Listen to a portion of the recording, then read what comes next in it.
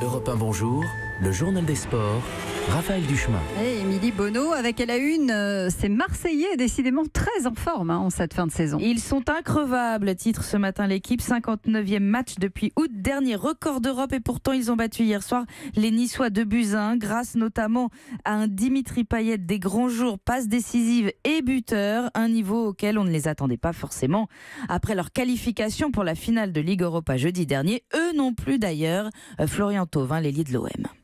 C'est vrai que moi aussi, parfois je me pose certaines questions parce qu'on arrive encore à aller au bout des matchs, à arracher des victoires à la fin des matchs. Une fois de plus aujourd'hui, donc ça prouve que physiquement on est bien, qu'on travaille bien, qu'on a fait une bonne préparation et c'est très important. Voilà, il faudra être comme ça jusqu'à la fin de saison. Mais aujourd'hui, voilà, c'est bien parce que c'était compliqué après la victoire de jeudi de se remettre un peu au boulot et on a réussi à remporter ces 3 points, donc c'est le plus important. Ouais, on a pris un but au bout de 5 minutes, il me semble.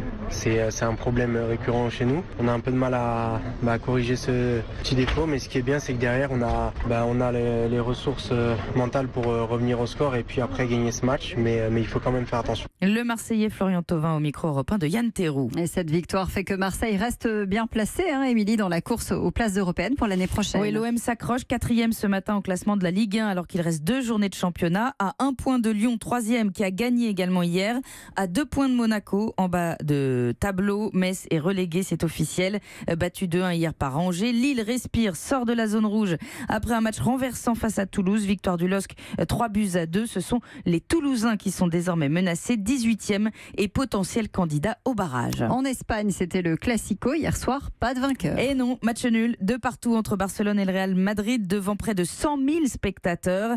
Les Catalans, leaders du championnat, restent invaincus. Messi et Ronaldo ont marqué. Le mot sport du jour, c'est Italia. Oui, après 3 jours passés en Israël, les concurrents du Giro rentrent au pays sur une journée de repos matinée consacrée au voyage et reprise demain de la course. 4e étape depuis Catane sur la côte est de la Sicile. L'Australien Dennis est en rose. L'histoire du jour, la folie à Perpignan qui enfin remonte en top 14. 4 ans après sa descente, l'USAP sera en effet bien parmi les grands du rugby l'an prochain. Après avoir surclassé hier Grenoble lors de la finale d'accession, victoire 38-13 pour Perpignan. Une journée comme on en vit peu dans sa vie, dit le président du club. C'était le journal des sports, signé Émilie Bonneau.